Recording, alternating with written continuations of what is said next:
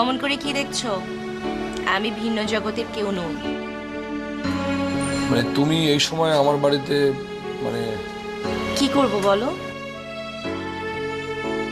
মনটা যে শুধু তোমার কাছেই ছুটে আসতে চায়। শক্ত বাঁধনেও আটকাতে পারি না। আচ্ছা, তুমি কি ব্যস্ত? আজকে আমাকে একটু সময় দিতে পারবে? কেন? তোমাকে নিয়ে শপিং এ যাব।